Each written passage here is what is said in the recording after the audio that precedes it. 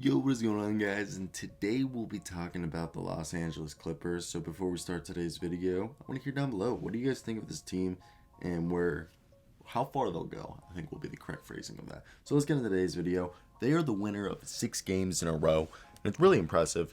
And I want to say that it's not because of Paul George, and it's really because of Kawhi Leonard and a few other guys. Paul George is kind of in a shooting slump. He's shooting in the last 9 games. He's been shooting 39% from the field and 33% from the 3 point line. Yeah, he's been grabbing about 7 rebounds and 6 assists and about a steal and a half a game. But his lack of scoring and like being an efficient shooter has been picked up by Kawhi, who again Kawhi is having a great year from the field, shooting 51% from the field on the year and 53% in the last 9 games, and shooting 36% from 3 in those last 9. And he's getting 23 points and 3 steals a game in these last 9 games. So he's a huge factor in the reason why that they've been able to win like these past games. And I think this team, I mean, first off, I think one of their biggest problems is rebounding. I know as a whole, there's a lot of guys collecting boards, but there's no one double-digit rebounder. Like Zubac's leading rebounder was 7.2. Then it's Serge Ibaka with 6.7. Then Kawhi and Paul George both have 6.3 rebounds per game. Then it dips down to 4.8 with Nicholas Batum being the fifth leading rebounder in front of Marcus Morris, who has 3.8, and so does Terance Mann. Just to give you guys, like, they're not a good rebounding team, and that's why when I do get scared, but they've been able to show, like, as a whole, the team can rebound. You know, I'm a huge, if you guys follow my channel, I'm a big believer that rebounding wins games. But when you have Marcus Morris here in the past 9 games and for the season, who's been shooting in the past 9 47% from 3, and for the season 46% from 3, and getting about 14 points in these last 9 games, that's a huge factor. When your role players are hitting their shots and they're doing what they're supposed to, like, we all know who Nicholas Batum's probably been one of the most pleasant surprises, shooting 42% from 3 on the season.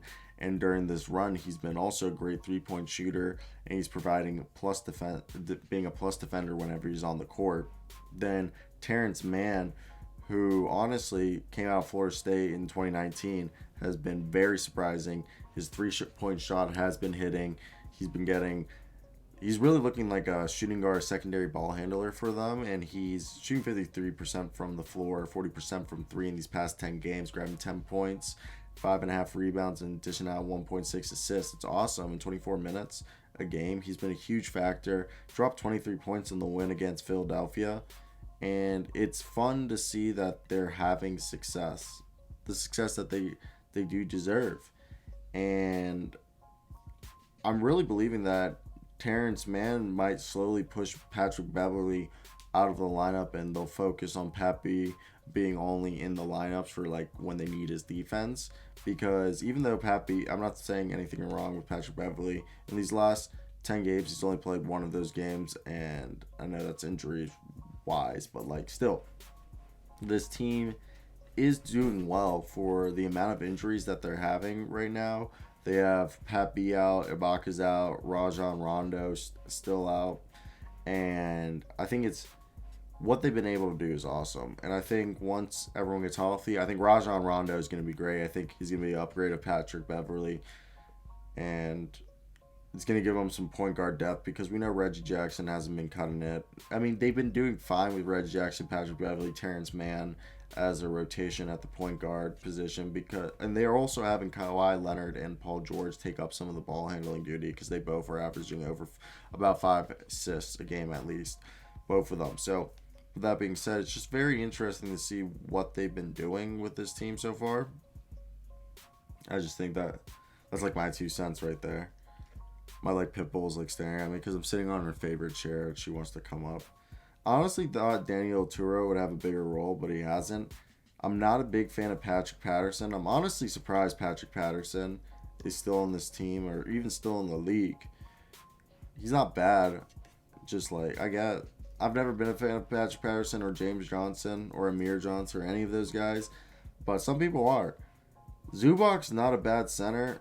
Like, I love Ibaka. I think he's a great center. I think Ibaka's awesome. Definitely lied about his age. Ibaka's definitely not 31. He's definitely like 35. His game, he just he came into the league older. He lied about his age. I believe that happened. If you guys haven't heard about that conspiracy, Zubac is great. It's just like I feel like it's the same situation. You want another guy. I feel like they need another big guy, and it sucks that they struck out. But yeah, that's pretty much it for me today, guys. I want to hear your opinions down below. So, nice, guys. Peace out.